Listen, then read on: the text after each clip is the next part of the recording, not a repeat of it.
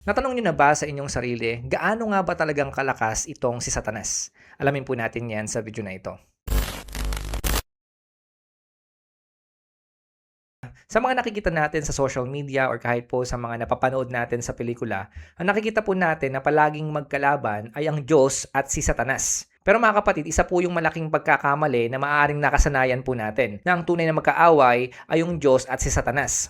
Ngayon mga kapatid, ito po yung tatandaan nyo, hindi po ka-match ni Satan yung ating Diyos. Bakit? Dahil yung Diyos po natin, manlilikha siya at nilikha niya lang itong si Satanas. So hindi po pwede na magtapat silang dalawa kasi wala namang magagawa itong si Satanas. Diyos po yung ating Diyos at si Satanas, hindi po siya Diyos. Kaya hindi po sila pwedeng mag-match. Nilikha lang din po ng Diyos itong si Satanas. Dati po siyang anghel, pero yun nga po, nagrebelde siya sa Diyos at binagsak po siya ng Diyos doon sa langit. Kaya ang nangyari, siya po ngayon ay tinatawag na Satanas o yung kaaway po natin. Pero mga kapatid, tandaan nyo po, hindi po magkalaban ang Diyos at si Satanas. So kung hindi yung Diyos yung kamatch ni Satan sa laban, sino po ang kamatch ni Satan o yung talagang kalaban niya na maaaring papantay sa kanya? Siyempre mga kapatid, yung nilikha lang din ng Diyos na anghel. Tandaan nyo po itong si Satanas, dati po siyang anghel. Binagsak lang po siya ng Diyos, kaya po siya naging Satanas. Siya po si Lucifer dati. Magandang anghel po siya. Napakakisig at napakagaling na anghel. Worship leader po sa langit. Pero dahil nagrebelde sa Diyos, gustong maging Diyos,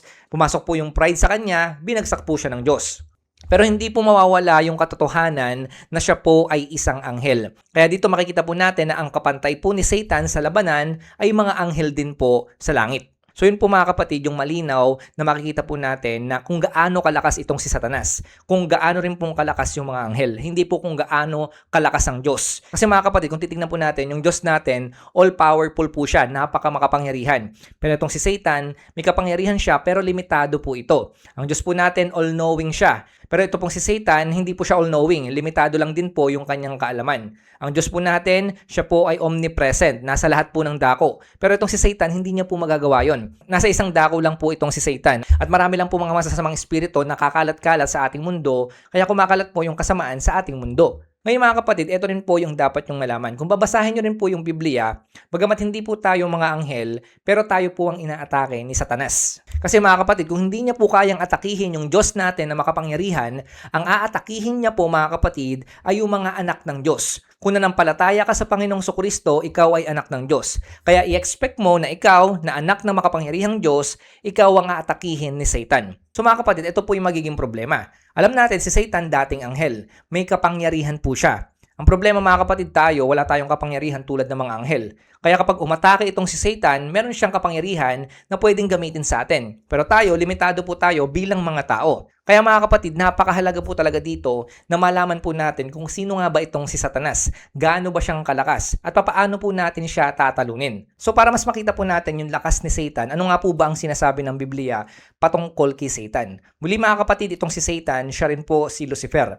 At si Lucifer, alam po natin, siya po ay makapangyarihang anghel sa langit noon. Siya po yung isa sa pinakamataas na uri ng anghel. Mataas po yung ranggo niya. Bagamat nakita po natin makapangyarihan yung anghel, pero dahil mataas po ang ranggo niya, hindi po siya basta-basta anghel. Kaya matindi rin po ang kapangyarihan nito. So mga kapatid, kung itong si Lucifer, hindi po siya ordinaryong anghel tulad ng mga simpleng anghel lang no, na makapangyarihan din naman, makikita natin na dahil mataas po ang kanyang ranggo, mataas din po at malakas ang kapangyarihan niya bilang isang anghel. Ito po yung tatandaan nyo, yung pagiging makapangyarihan niya bilang isang anghel, nung binagsak po siya ng Diyos dito sa lupa, hindi po nabago yun. Kaya nga kung titignan po natin, dati siyang worship leader sa langit, tagapanguna sa pagsamba sa Diyos. Magaling siya pagdating sa music, magaling po siya pagdating sa mga awit. Ngayon mga kapatid, nung binagsak po siya ng Diyos dito sa mundo po na ito, hindi po nawala yung talento na yon. Magaling pa rin po siya pagdating sa music. Ngayon kung dati yung music, ginagamit po ni Satan para parangalan at sambahin ng Diyos, ngayon po, pansinin niyo po sa mundo po natin ngayon. Ginagamit na po ni Lucifer o ni Satan yung music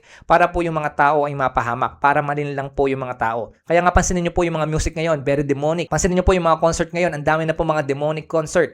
Pansinin niyo po yung music industry. Punong-puno po ito ng kademonyohan, mga satanic ritual, at kung ano-ano pa pong mga hindi magagandang mga lyrics, at kung ano-ano pa pong mga pinapakita ng mga musika ngayon. So makikita po natin mga kapatid, ang nasa likod po lahat ng mga hindi magaganda sa musika ngayon ay walang iba kundi si Lucifer, yung dating magaling sa musika doon sa langit na binagsak ng Diyos. So nagagawa niya po yan, meron siyang kapangyarihan sa musika kasi hindi naman po nawala yon. magaling pa rin po siya pagdating sa musika. Yun na nga lang, ginagamit niya na po ito para sa masama. Ganon din po yung kapangyarihan niya. Kung meron siyang kapangyarihan na ginagamit noon sa langit, hindi po natin alam kung anong mga kapangyarihan yon. Pero mga kapatid, nagagawa niya po yon sa panahon natin ngayon. Meron pa rin po siyang kapangyarihan. At isang kapangyarihan niya na alam po natin, magaling po siyang manggaya. So ibig sabihin mga kapatid, pwede niya pong gayahin yung buhay na tao o patay na tao. Kaya mga kapatid, kapag nakakakita kayo ng mga masasamang espiritu o yung mga kaluluwang ligaw, hindi po yan yung mga tao na yon na namatay. Yan po ay si Satan. Ginagaya niya lamang po yon. Sinasabi po ng Biblia na itong si Satan, he can disguise as an angel of light. Kahit ano po mga kapatid, pwede niyang gayahin. So ibig sabihin po niyan, ganyan po ang kapangyarihan ni Satan na dapat po nating malaman ngayon. Pwede po siyang manggaya. At yan po yung babala para sa atin. Mag-iingat po tayo kasi si Satan, pwede niya pong gayahin yung lahat kahit nga po angel of light. So marami na pong tao ang nalinlang po nitong si Satanas kasi nga kaya niya pong magbalat kayo, kaya niya pong magbago para nga linlangin yung mga tao. Ganyan po yung nangyari kina Eva at Adan. Kaya po nalinlang nitong si Satanas o ni Lucifer, itong si Eva at Adan kasi nga nagbagong anyo siya. Pinakita niya kay Eva na siya ay maganda, maayos. Kaya nga po itong si Eva, madali pong nahatak o kaya man po nalinlang nung ahas. Kasi kung i-imagine niyo po, kung hindi maganda ang itsura nitong si Satan, hindi po yan lalapitan ni Eva. Kaya nagbago po siya ng anyo. Pinaganda niya po yung itsura niya. Pinaganda niya po yung imahe niya para malinlang si Eva at si Adan. So ganoon na nga po yung nangyari. Nakita po natin dahil sa pagbabagong anyo ni Lucifer, na yun nga po, sinasabi nga ahas dun sa Garden of Eden, madali niya pong natukso sina Eva at Adan. Kaya mga kapatid, mag-iingat po kayo sa mga nag-o-offer sa inyo ngayon. Maaring maganda yan sa simula, pero hindi niyo po alam ang nasa likod niyan si Satan. Isa pa pong patunay na malakas ang mga anghel, kasama na nga po itong si Lucifer, na dating anghel sa langit.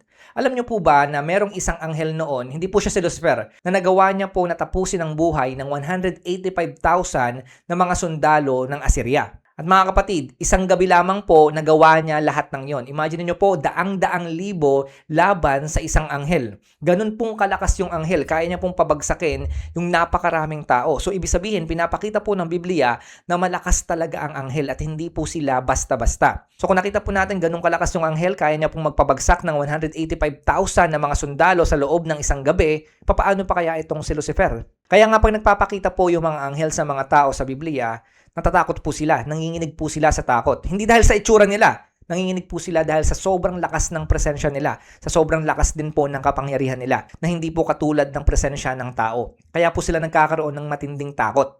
So nakita po natin mga kapatid, mga ordinaryong anghel lamang po yan. How much more kung itong si Lucifer na napakataas, napakagaling, at napakahusay po na anghel noon sa langit. Makapangyarihan po siya. Meron po siyang magagawa. So malinaw mga kapatid, napakamakapangyarihan po ni Satan bilang anghel.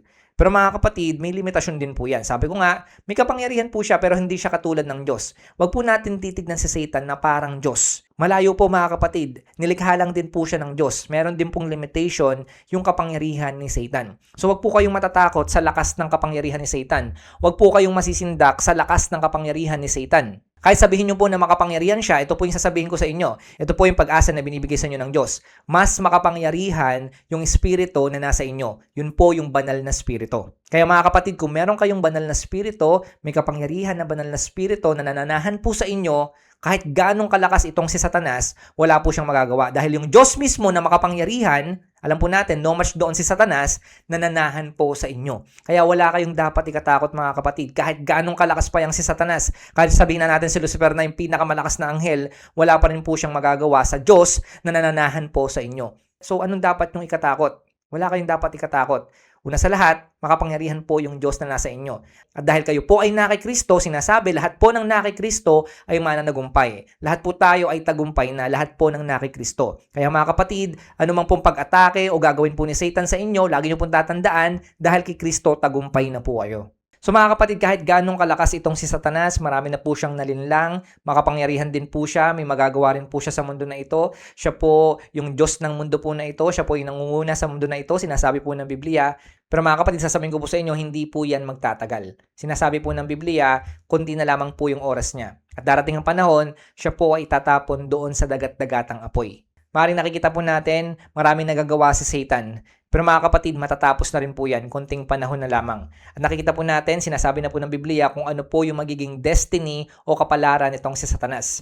Sinasabi po sa Book of Revelation na itong si Satan, yung mga sumunod sa kanya, at lahat po ng hindi nanampalataya sa ating Panginoong Kristo ay itatapon doon sa dagat-dagatang apoy. So kung may kapangyarihan itong si Satan, pagdating niya doon sa dagat-dagatang apoy, wala na po siyang magagawa. Dahil sinasabi po ng Biblia, papahirapan po sila doon araw at gabi, magpakailanman. So, mga kapatid, huwag kayong humanga sa lakas o kapangyarihan ni Satan. Humanga kayo sa lakas at kapangyarihan ng ating Panginoong Kristo dahil nagawa niya po na pagtagumpayan anuman ng gawa ng kaaway. Hindi pa man po natatapos ang mundo na ito o hindi pa man po natatapos ang labanan, pwede na po nating ideklara at i-claim na tayo po ay tagumpay na dahil sa ating Panginoong Kristo. Wala man tayong kapangyarihan tulad ng mga anghel. Pero kung naniniwala ka si Kristo nasa puso mo at ikaw ay templo ng banal na spirito, sino ang makakatalo sa'yo? Hindi sa kapangyarihan mo, hindi sa lakas mo, kundi sa kapangyarihan at lakas ng banal na spirito. Kaya mga kapatid, tandaan nyo po, hindi ka man makapangyarihan, pero makapangyarihan yung nasa loob mo.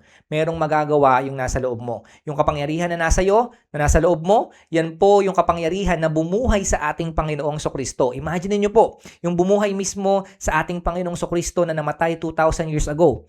Yung kapangyarihan na yon nananahan sa iyo. So, ibig sabihin po mga kapatid, yan yung tutulong sa'yo para pagtagumpayan anuman ang gawa ng kaaway. Kaya mga kapatid, nawa nga ito pong video na ito po yung nagbigay sa inyo ng pag-asa na tayo po ay makapangyarihan. Dahil yung kapangyarihan ng Diyos nasa atin. Yung banal na spirito po ay nasa atin. Kaya wag po kayong mag-alala, wag kayong matakot. Ano man po mga pinagdadaanan nyo po ngayon, kung kayo ay naniniwala na kay Kristo kayo, nanampalataya kayo sa Kanya, wala pong imposible. Lahat po magagawa nyo sa pamamagitan ng kapangyarihan ng ating Diyos lamang.